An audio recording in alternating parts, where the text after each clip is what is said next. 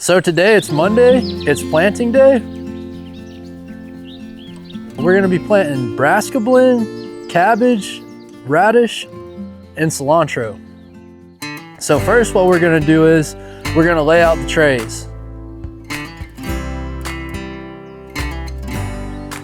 Second, we're gonna take our scoop and we're gonna lay out the soil.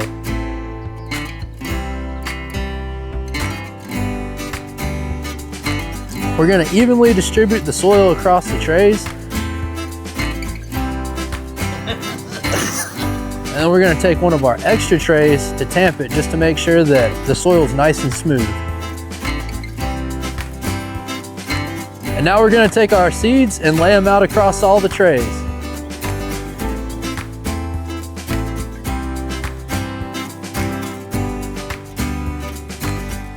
Next, we're gonna take our water hose and we're gonna water over all of our trays just to wet down all the seeds.